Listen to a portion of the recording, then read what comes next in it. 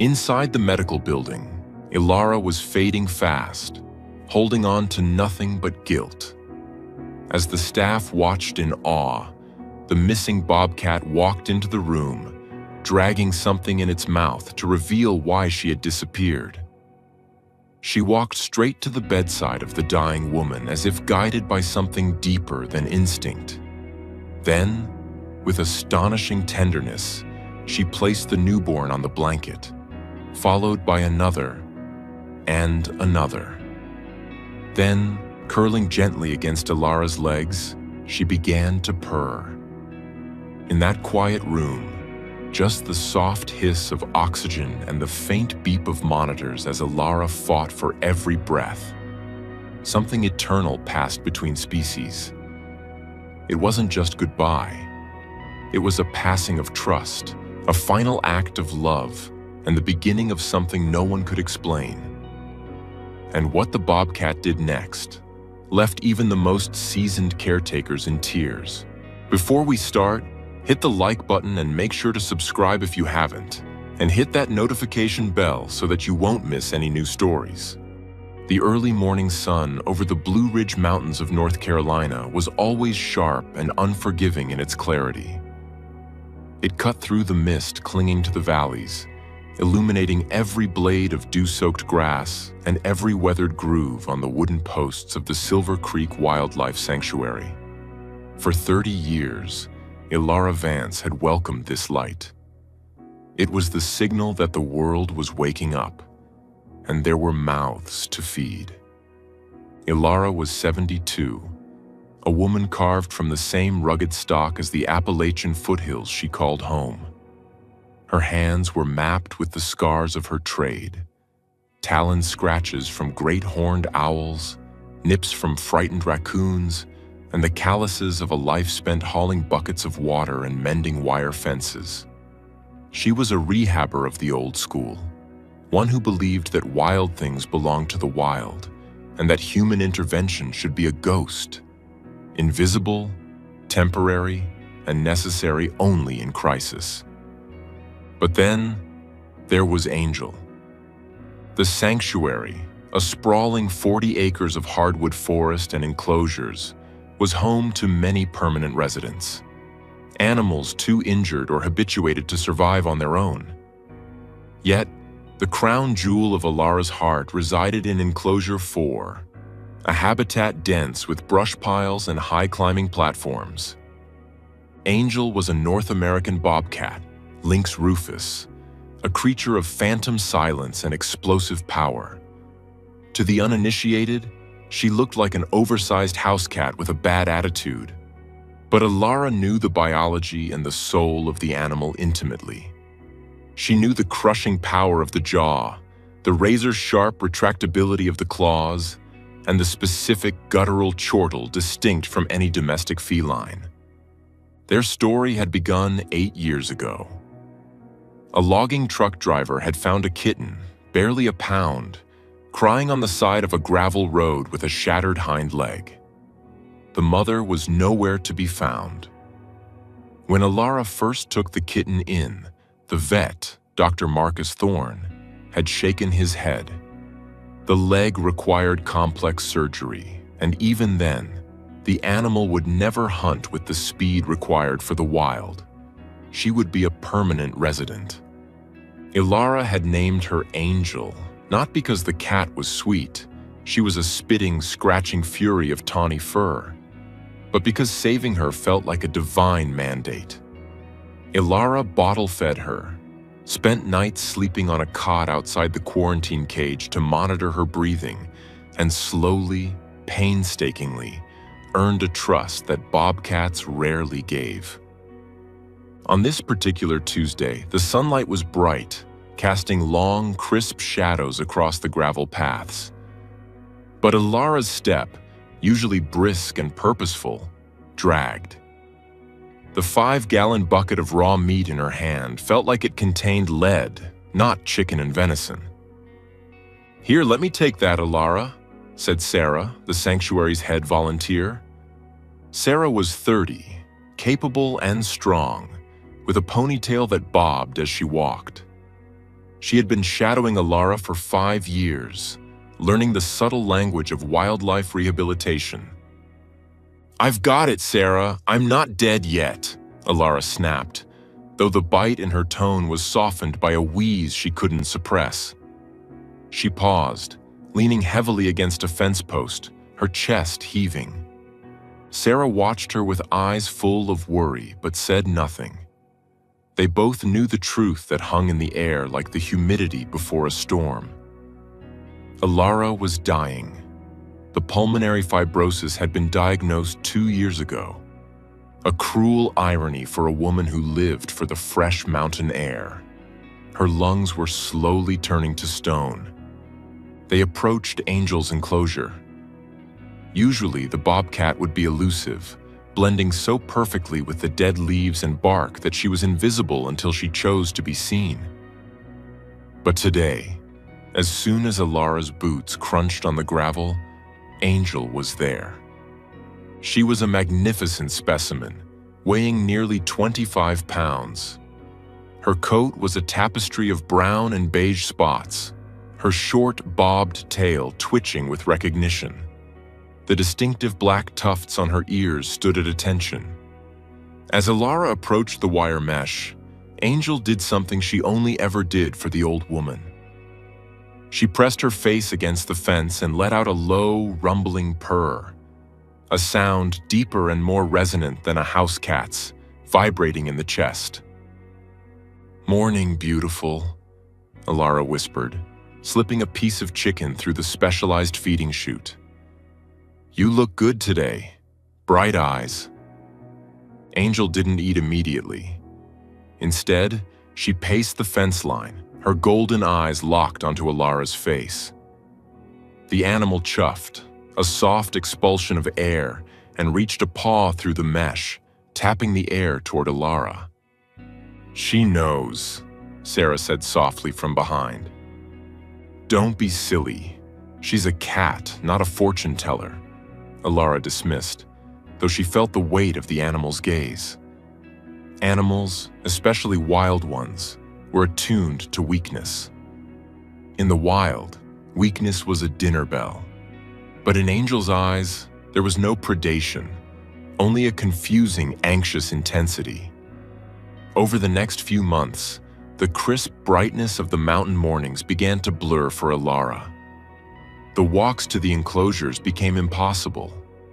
The oxygen tank, once a nighttime aid, became a constant tether, a plastic tube snake that followed her everywhere. Eventually, Dr. Thorne and Sarah made the decision Alara couldn't bring herself to make. She was moved from her small cabin on the ridge to the medical building in the center of the compound. It was sterile, safe, and close to the animals, but it wasn't home. They set up a hospital bed in the observation room, which had a large bay window facing the woods and the path to the enclosures. It was the best they could do. As Alara's world shrank to the four walls of the medical room, Angel's behavior at the enclosure deteriorated. The staff logs were filled with concerning notes. October 14th. Angel refused food for the third day in a row. October 16th. Angel is pacing incessantly. She has worn a trench in the dirt along the south fence. October 20th. Vocalizations are increasing. Yowling at night. Sarah visited Alara every evening, sitting by the bedside where the hum of the oxygen concentrator provided a rhythmic, artificial breath.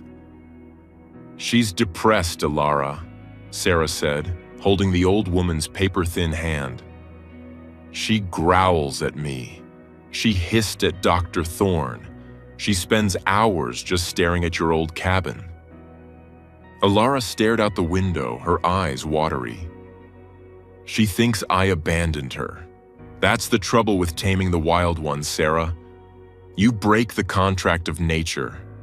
You make them depend on a heart that will eventually stop beating."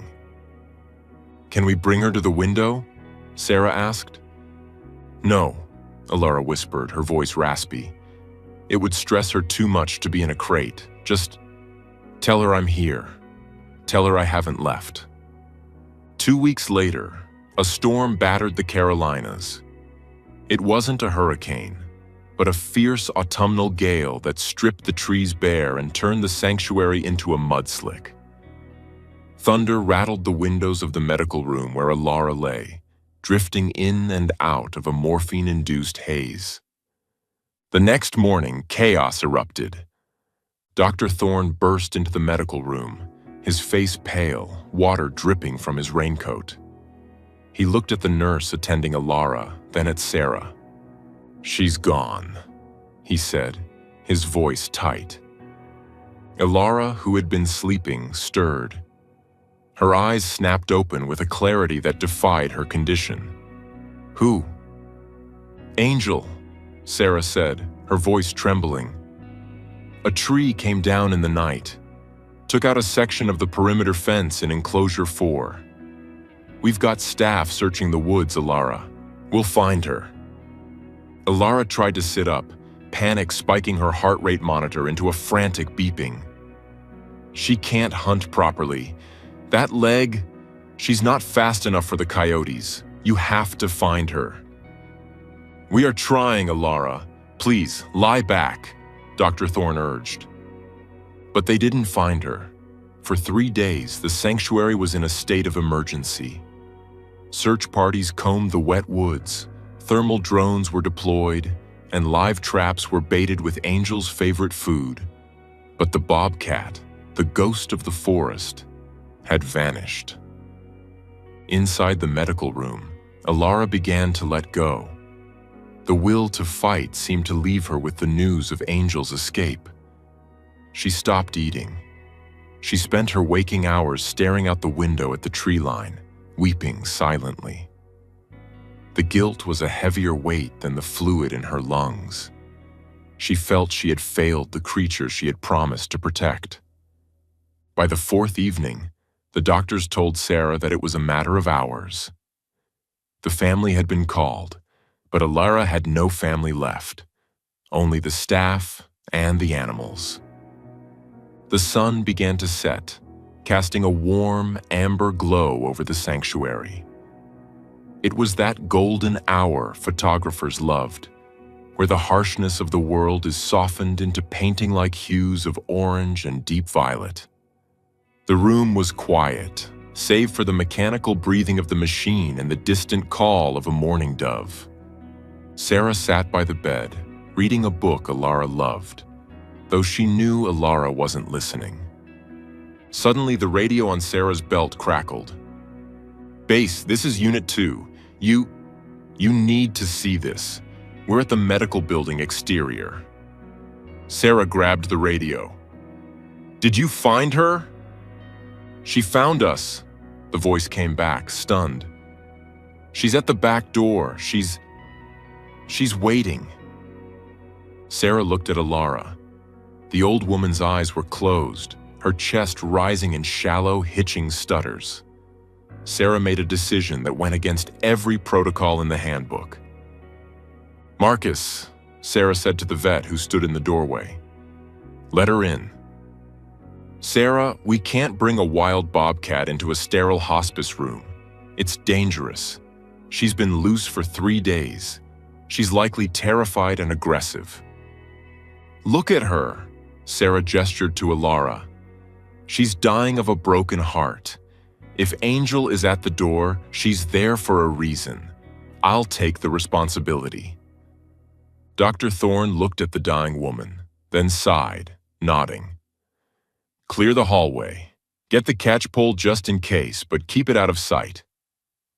They opened the back service door. Angel stood on the concrete mat. She was muddy, her coat matted with burrs, and she looked thinner. But she didn't hiss. She didn't bolt. She looked up at Sarah with eyes that held an ancient, weary intelligence. And then, the staff noticed it. Angel wasn't alone. Held gently in her jaws, scruffed with the delicate precision only a mother possesses, was a tiny, soaking wet ball of fur. Sarah gasped. "She has a kitten." Angel stepped into the hallway, her oversized paws silent on the linoleum. She ignored the humans pressed against the walls, ignored the alien smells of bleach and medicine. She had a singular vector. She walked straight into room 104. Inside the room, the air changed. The scent of wet fur and pine needles cut through the antiseptic. Ilara's eyes fluttered open, sensing the presence. "Angel?" She breathed, the word barely a vibration. The Bobcat approached the bed. The bed was low, designed for accessibility. Angel reared up on her hind legs, resting her front paws on the mattress. She opened her mouth and gently deposited the kitten onto the white thermal blanket. It was a Bobcat kitten, no more than a few weeks old, eyes just opening, blue and cloudy. It let out a high-pitched, raspy squeak. But Angel wasn't done. She dropped to the floor and trotted back toward the door, letting out a sharp yowl at Sarah. "She wants to go back out?" Dr. Thorne asked. "No," Sarah realized, tears springing to her eyes. "She's not leaving, she's fetching." Angel disappeared into the hallway where the staff had placed a cardboard box she had been carrying, or rather dragging part of the way. From the shadows of the hall, Angel returned with a second kitten, placing it next to the first. Then a third. The room was silent, suspended in a moment of absolute awe. The staff watched through the open door, hands over their mouths, tears streaming down faces hardened by the rugged outdoor life. The truth hit them all at once. A wave of realization that was both beautiful and heartbreaking. The escape hadn't been an escape. The distance Angel had kept over the last few months, the behavioral issues, the weight gain they had attributed to lack of exercise. She had been pregnant. A wild male must have managed to breed with her through the fence months ago, or perhaps during a previous storm repair gap that went unnoticed. Angel had vanished into the woods not to run away, but to move her den. She had hidden her babies from the storm. But now, sensing the end of the matriarch who had raised her, she had made a choice that defied all biological imperatives of her species. A mother bobcat is fiercely protective, hiding her young from all predators. But Angel didn't view Ilara as a predator. She viewed her as the alpha, the grandmother, the source of safety. With the 3 kittens mewling on the blanket, Angel hopped up onto the bed. She was careful, avoiding the tubes and wires. She lay down beside Ilara's legs, her heavy head resting on the woman's shin. She began to groom the kittens, her rough tongue rasping rhythmically, while purring that deep, engine-like rumble. Sarah stepped forward, her voice choking. "Ilara, look." Ilara turned her head. The movement cost her everything she had left, but she smiled. It was a smile of radiant, transcendent joy that erased the lines of pain from her face. "You brought them," Ilara whispered. "You brought the future." She moved her hand, trembling, drifting toward the kittens. Angel stopped washing them and nudged the smallest one toward Ilara's hand. The tiny creature, blind to the tragedy of the moment, rooted against Ilara's cold palm, seeking warmth. The warmth of the setting sun flooded the room, turning the sterile white walls into gold. It was the warmest light the room had ever seen. "They are beautiful," Ilara breathed. "Wild. Keep them wild." "We will," Sarah vowed, stepping to the bedside and gripping Ilara's other shoulder. "I promise, Ilara, they stay here. They stay safe. Angel stays safe. We will watch over them just like you did." Ilara looked at Sarah, then at Angel. The bobcat blinked slowly. A cat kiss of trust. "Good girl," Alara murmured. "My good girl." The heart monitor's rhythm began to slow. It wasn't a frantic alarm, but a gradual deceleration, like a song fading out. Angel seemed to sense the shift. She stopped purring. She lifted her head and placed her muzzle gently against Alara's hand, the one holding the kitten. She held it there, a silent anchor as the tide went out. There was no struggle. There was only the soft mewling of new life and the quiet departure of an old one. When the monitor finally settled into a flat, continuous tone, Dr. Thorne reached over to silence it, his own eyes red-rimmed. Nobody moved to take the cats away. Not yet. They let the moment stretch, honoring the sacred space between species. The legacy of Silver Creek wasn't just in the fences or the funding or the land. It was right there on the bed. Angel had brought her kittens to the dying woman, not just to say goodbye, but to introduce them to the lineage of love that would protect them. She had entrusted her most vulnerable treasures to the human who had saved her.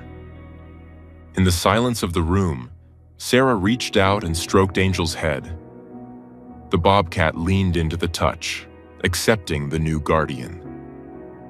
"We've got them, Alara," Sarah whispered into the golden light. "We've got them all." 3 years later, the sun rose over the Blue Ridge Mountains, sharp and clear. Sarah stood on the porch of the main cabin, now the Alara Vance Education Center. She held a steaming mug of coffee, watching the mist burn off the valley floor. "Mom, look!" called a young boy, part of the morning tour group. Sarah looked toward enclosure 4, which had been doubled in size. High up on a platform made of sturdy oak logs, a large female bobcat lay basking in the sun. She was older now, her face graying around the muzzle, but she was powerful and content. Below her, wrestling in the tall grass, were 2 younger bobcats, full-grown now but still playful. The third, a female, had been released into the wild reserve at the back of the property, part of a tracking program, living the wildlife Alara had always dreamed of for them. But these 2 and their mother remained as ambassadors. Sarah smiled, feeling the warmth of the sun on her face. She walked down the path, the gravel crunching under her boots, carrying a bucket of food. As she approached the fence, the older bobcat stood up, stretched, and chuffed a greeting. "Morning, Angel," Sarah said, her voice full of affection. "Morning, little ones." Angel pressed her face against the wire, purring that deep, resonant thrum. For a moment, Sarah felt a familiar presence standing beside her, a phantom scent of old wool and antiseptic and pine. The heartbreak of that evening had faded, washed away by the relentless, beautiful endurance of life. The tears were gone, replaced by the sturdy promise kept. "They're doing good, Alara," Sarah whispered to the wind. "They're doing just fine." And in the rustle of the leaves and the golden eyes of the bobcat, Sarah knew she was heard. The circle remained unbroken,